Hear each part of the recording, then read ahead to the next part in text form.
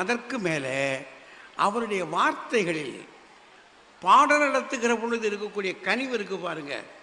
அதை பாட்டு சொல்லும்போது கூட பாரதி சொல்லுவான், காலை எழுந்தவுடன் படிப்பு, பின்பு கனிவு கொடுக்கும் நல்ல பாட்டுன்னு. இல்லை, கனிவு கொடுக்கணுமா அது? அப்போ பாடம் நடத்துகிற பொழுதே ஒரு தகப்பன் தன் பிள்ளையிடம் பேசுகிற இரக்கத்தை போல நம்ம பேசணும். அதை அந்த பையனுடைய இதில் இவருடைய வாயிலிருந்து வரக்கூடிய சத்திய வார்த்தைகள் இருக்குது பாருங்க, அது கொஞ்சம் வேலை பார்க்கும்.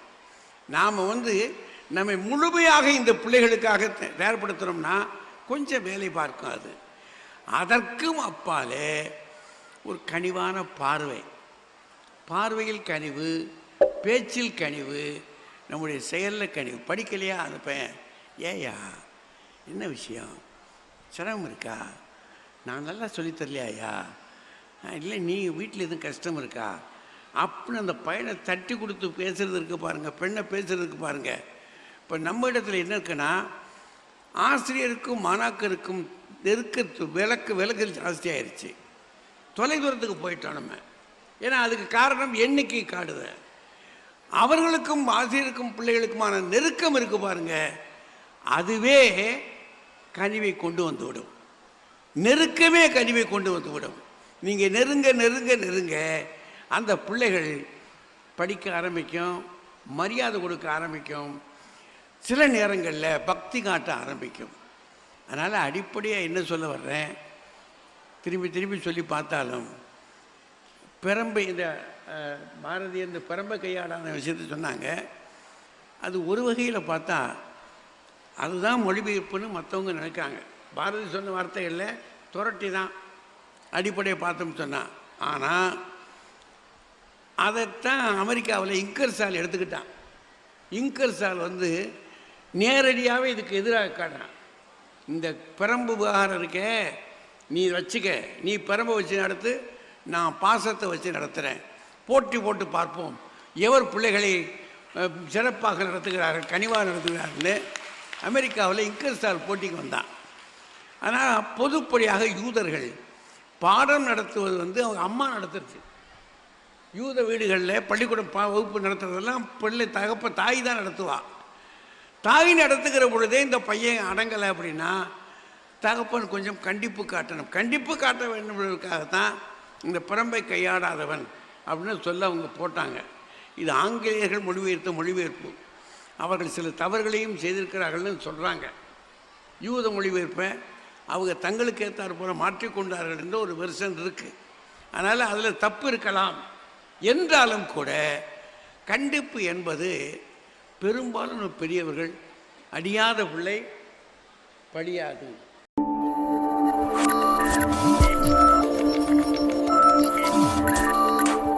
பார்க்குற பார்வையிலே பயப்படணும். விழிக்கஞ்சாத பிள்ளை கழிக்கு அஞ்சாது அப்படின்னு. ஆனால் நீ என்ன பயன்படுத்தியிருக்கலாம், அடி உதவுற மாதிரி அண்ணன் தம்பி உதவ மாட்டான் அப்படின்னு நீ பயன்படுத்தியிருக்கலாம். நீ என்ன செஞ்சிட்ட, பார்வை அப்படின்னு சொல்லிட்ட.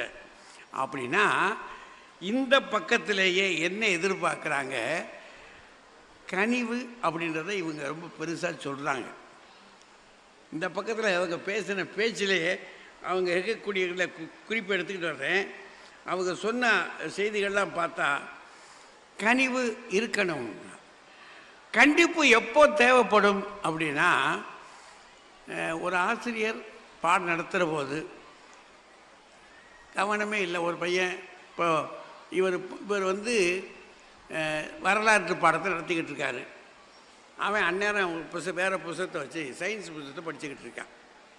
அப்போ அவர் கேட்குறாரு, ஐயா என்ன புத்தகம் வந்தார் எது? இவன் அவர்கிட்ட கேட்குறான், இல்லையா நீ என்ன புத்தகம் வச்சுருக்க? அது நீங்கள் புத்தகம்தான், உங்கள் புத்தகம்தான் அப்படின்னா அந்த பையனை இந்த வாத்தியார் போய் நாடியை பிடிச்சி தாண்டி, இவங்க கணக்கு படி பார்த்தா நாடியை பிடிச்சி தாண்டி, ஐயா இந்த புத்தகத்தை நீ வச்சுருக்கிய, ஐயா நான் வச்சுருக்க புத்தகம் தான், உங்களுக்கு பிடிச்ச புத்தகத்தை நீங்கள் வச்சுருக்கீங்க, எனக்கு பிடிச்சிருக்க புத்தகத்தை நான் வச்சுருக்கேன் அப்படின்னு அவன் சொல்கிறான்னு வைங்க. என்ன அதுவும் வகுப்பு? என்னப்பா அப்போ அவனை கொஞ்சம் கண்டிக்கணுமா இல்லையா? கண்டிக்கணும். எப்படி கண்டிக்கிறது? ஸ்டாண்டப் ஆன் த பெஞ்ச் அப்படின்னுவார். அந்த காலத்தில் வாத்தியார் இப்படி சொல்லிட்டாங்கன்னா உடனே பயலுக தான் அப்படி இருப்பான். மெல்ல மெல்ல மெல்ல மெல்ல எந்திரிப்பான் பையன். அவன் மேலே நின்னா தான் உலகமே தெரியும் அவனுக்கு. அப்படி அந்த மாதிரி தண்டிக்கலாமா? சில வாத்தியார் இருக்கார்,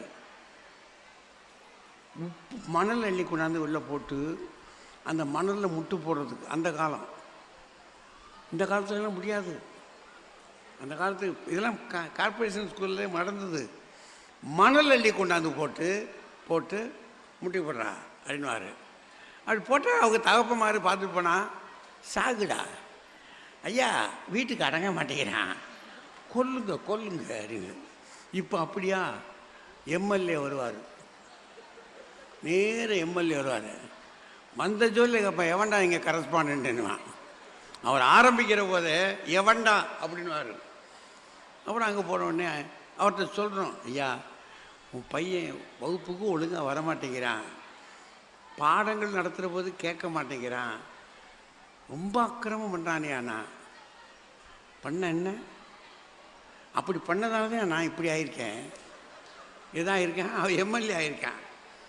அதாவது அது பாட்டு நடந்துட்டு போகிறானே அப்படின்னு சொல்கிற அளவுக்கு இருக்கிற யுகத்துக்குள்ள எப்படி நடத்தணும்? ரெண்டு பக்கம் யோசித்து பார்த்தோம்னா வித்தியாசமான பார்வை உலகம் இப்போ இருக்கிறது. அதுலேயும் அதனால் நல்லா ராஜா சொன்னதில் ஒன்று உண்மை. இந்த ஆசிரியர் தொழிலுக்கு இப்போ பார்க்குறது இருக்கு பாருங்கள், அதுக்கு நாண்டுக்கிட்டு செத்து போயிடலாம் போல. ஆசிரியர் தொழில் ரொம்ப கடினம், இப்போ உள்ளபடி அது கடினம். சில பள்ளிக்கூடங்கள் இருக்குது, வசதி படைத்த மேல் பெரிய பள்ளிக்கூடங்கள்.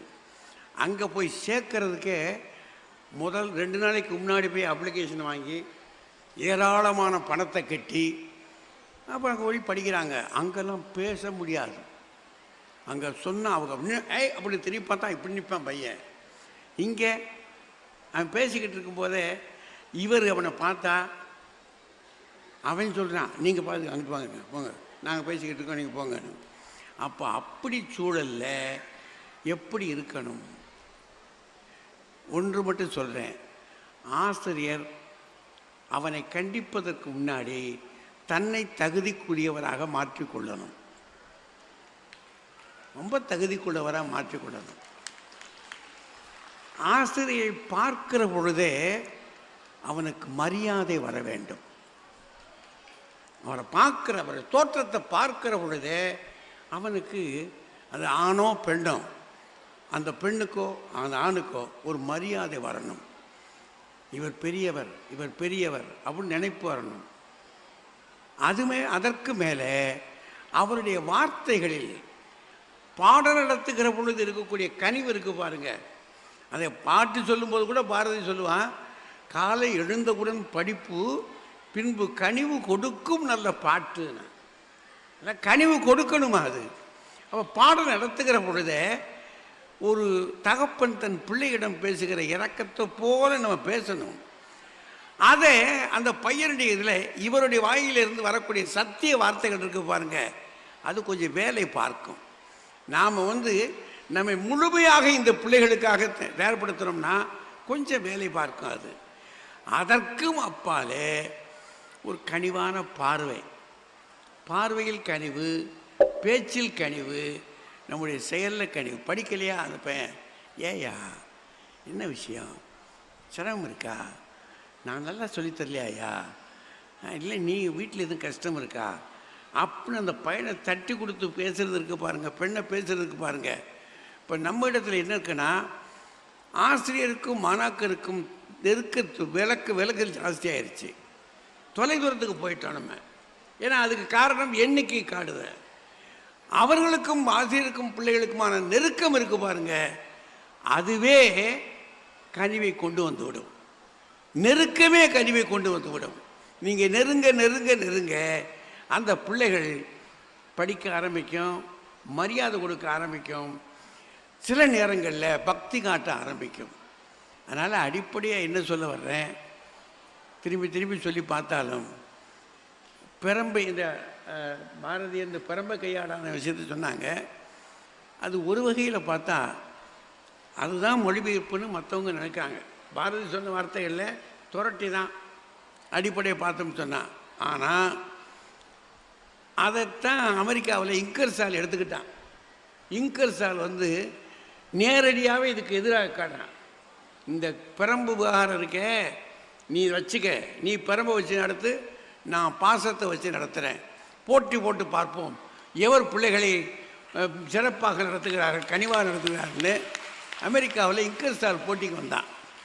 ஆனால் பொதுப்படியாக யூதர்கள் பாடம் நடத்துவது அவங்க அம்மா நடத்துறது. யூத வீடுகளில் பள்ளிக்கூடம் வகுப்பு நடத்துறதெல்லாம் பிள்ளை தாய் தான் நடத்துவாள். தாய் நடத்துகிற பொழுதே இந்த பையன் அடங்கலை அப்படின்னா தகப்பன் கொஞ்சம் கண்டிப்பு காட்டணும். கண்டிப்பு காட்ட வேண்டும்ன்றதுக்காகத்தான் இந்த பிரம்பை கையாடாதவன் அப்படின்னு சொல்ல அவங்க போட்டாங்க. இது ஆங்கிலேயர்கள் மொழிபெயர்த்த மொழிபெயர்ப்பு. அவர்கள் சில தவறுகளையும் செய்திருக்கிறார்கள்னு சொல்கிறாங்க. யூத மொழிபெயர்ப்பை அவங்க தங்களுக்கு ஏற்றார் போல மாற்றிக்கொண்டார்கள் என்ற ஒரு வெர்ஷன் இருக்குது. அதனால் அதில் தப்பு இருக்கலாம். என்றாலும் கூட கண்டிப்பு என்பது பெரும்பாலும் பெரியவர்கள் அடியாத பிள்ளை படியாது அப்படின்னு கருதினாங்க. அந்த கண்டிப்பு பிரம்பினால் அல்ல, இல்லை சுடுவதால் அல்ல, பெஞ்சு மேலே ஏற்றுவதால் அல்ல, பாசத்தை காட்டுவதால். நம்முடைய தாய் அழுகிற ஒரு அழுகை இருக்கு பாருங்க, அந்த அழுகைக்கு முன்னாடி நம்ம எல்லாரும் செத்து போயிடுவோம். நம்ம படிக்காமல் விட்டுட்டோன்னு வச்சுக்கோங்க, அவள் ஒரு இரவு உட்கார்ந்து அழுதுகிட்டு இருந்தானா நீ எல்லாம் யோசிச்சு பாருங்க, அவளுடைய அழுகைக்கு முன்னாடி நாம் அநேகமாக தோற்று போயிடுவோம். அதுக்கு ஒரே ஒரு உதாரணம் சொல்லுவேன். என்னொன்று, பைபிளில் கெட்டகுமாரன் கதைன்னு ஒரு கதை உண்டு. அந்த கதையில் சகல சொத்துக்களையும் தொலைச்சி விடுவான் அந்த பையன். மூத்தவன் இளையவன் சகல சொத்துக்களையும் தொலைச்சிட்றான். தொலைத்து விட்டு அவன் திரும்ப வருகிறான். வருவதற்காக ஏங்கி கிடக்கிறான் தகப்பன், ஏங்கி கிடக்கிறான். வந்த அவனை இவர்கள் கணக்கு சொன்னால் அடித்து துரத்தி இருக்க வேண்டும். இவர்கள் கணக்கில் சொன்னால் அந்த மூத்தவனை அடித்து இளையவனை அடித்து துரத்தி இருக்க வேண்டும். இவர்களுடைய கணக்கில் வந்தால் அவனை பார்த்தான், அழுதான். தகப்பன் அவனை கட்டிப்பிடித்த அழுதான். வீட்டுக்கு கூட்டிகிட்டு போனான். புதிய ஆடைகள் உடுத்து வைத்தான். அதற்கும் மேலே ஒரு பெரிய ஆட்டை பிடித்து அடியுங்கள், ஒரு பெரிய விருந்தை வையுங்கள் என்று சொன்னான். அப்போது இளையவன் மூத்தவன் அந்த காட்சியை பார்த்து விட்டு வெளியே நின்றுக்கிட்டான். நான் உன் கூடயே இருந்தேன், எனக்கு ஒன்றுமே செய்யலை, இவனுக்கு இவ்வளவு செஞ்சிருக்கிறேன்னா. அவன் சொன்னான், அவன் இறந்து போனான், திரும்பவும் உயிர் பெற்று வந்திருக்கிறான், அவன் பிள்ளடா, அவனை கெட்டிப்பிடிச்சு அழுகிறான் பார்த்தீங்களா. அதை பார்க்கிற பொழுதுமே பெரியோர்களே, எனக்கு என்னவோ நாம் பிரம்பையோ அடிதடியையோ கடுமையான தண்டனைகளை கொடுப்பதால் பிள்ளைகளை தொலைதூரத்துக்கு தள்ளி விடுவோம். கொஞ்சம் கருணை காட்டுங்கள், கொஞ்சம் கருணை காட்டுங்கள்.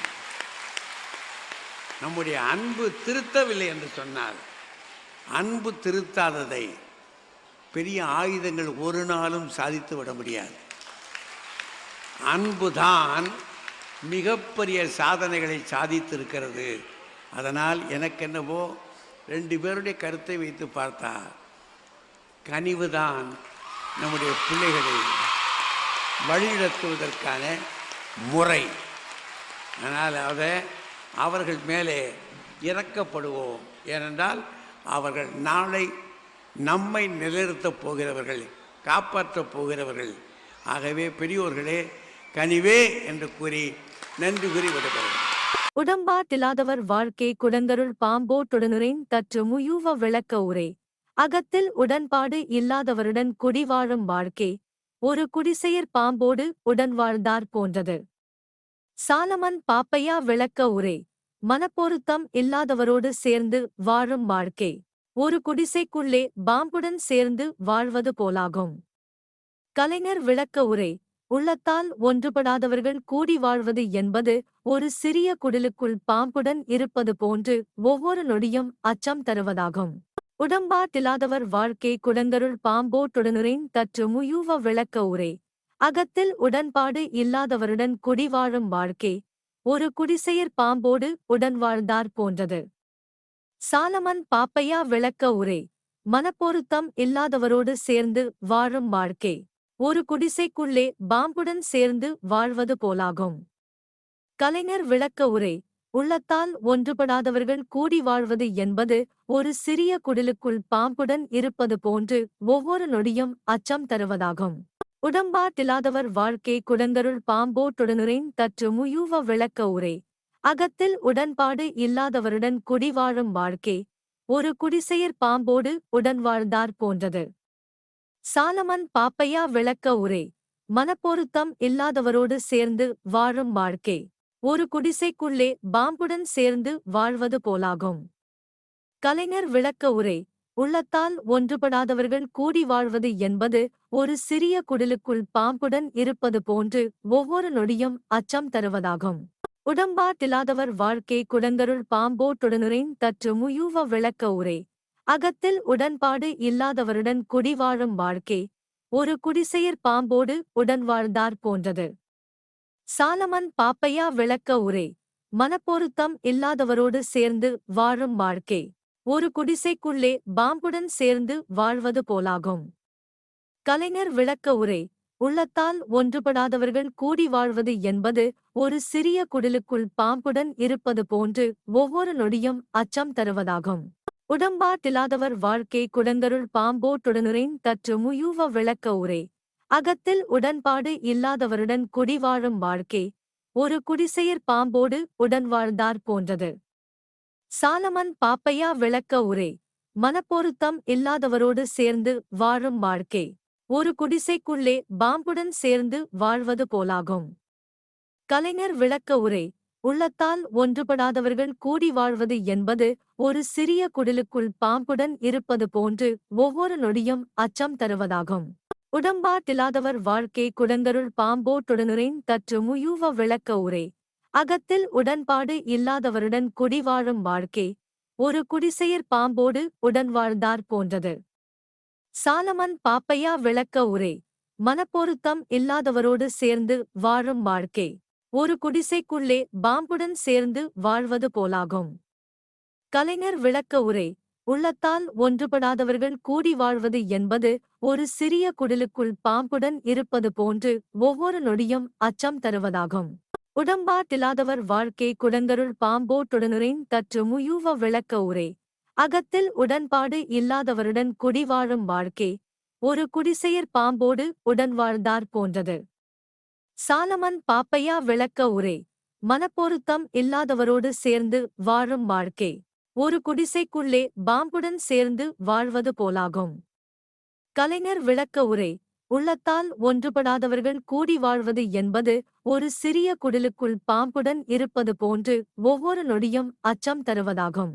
உடம்பாட்டில்லாதவர் வாழ்க்கை குடங்கருள் பாம்போட்டுடனுரின் தற்று முயூவ விளக்க உரை. அகத்தில் உடன்பாடு இல்லாதவருடன் குடிவாழும் வாழ்க்கை ஒரு குடிசெயர் பாம்போடு உடன் வாழ்ந்தார் போன்றது. சாலமன் பாப்பையா விளக்க உரை. மனப்பொருத்தம் இல்லாதவரோடு சேர்ந்து வாழும் வாழ்க்கை ஒரு குடிசைக்குள்ளே பாம்புடன் சேர்ந்து வாழ்வது போலாகும். கலைஞர் விளக்க உரை. உள்ளத்தால் ஒன்றுபடாதவர்கள் கூடி வாழ்வது என்பது ஒரு சிறிய குடிலுக்குள் பாம்புடன் இருப்பது போன்று ஒவ்வொரு நொடியும் அச்சம் தருவதாகும். உடம்பாட்டில்லாதவர் வாழ்க்கை குடங்கருள் பாம்போட்டுடனுரின் தற்று முயூவ விளக்க உரை. அகத்தில் உடன்பாடு இல்லாதவருடன் குடிவாழும் வாழ்க்கை ஒரு குடிசெயர் பாம்போடு உடன் வாழ்ந்தார் போன்றது. சாலமன் பாப்பையா விளக்க உரை. மனப்பொருத்தம் இல்லாதவரோடு சேர்ந்து வாழும் வாழ்க்கை ஒரு குடிசைக்குள்ளே பாம்புடன் சேர்ந்து வாழ்வது போலாகும். கலைஞர் விளக்க உரை. உள்ளத்தால் ஒன்றுபடாதவர்கள் கூடி வாழ்வது என்பது ஒரு சிறிய குடிலுக்குள் பாம்புடன் இருப்பது போன்று ஒவ்வொரு நொடியும் அச்சம் தருவதாகும். உடம்பாட்டில்லாதவர் வாழ்க்கை குடங்கருள் பாம்போட்டுடனுரின் தற்று முயூவ விளக்க உரை. அகத்தில் உடன்பாடு இல்லாதவருடன் குடிவாழும் வாழ்க்கை ஒரு குடிசெயர் பாம்போடு உடன் வாழ்ந்தார் போன்றது. சாலமன் பாப்பையா விளக்க உரை. மனப்பொருத்தம் இல்லாதவரோடு சேர்ந்து வாழும் வாழ்க்கை ஒரு குடிசைக்குள்ளே பாம்புடன் சேர்ந்து வாழ்வது போலாகும். கலைஞர் விளக்க உரை. உள்ளத்தால் ஒன்றுபடாதவர்கள் கூடி வாழ்வது என்பது ஒரு சிறிய குடிலுக்குள் பாம்புடன் இருப்பது போன்று ஒவ்வொரு நொடியும் அச்சம் தருவதாகும்.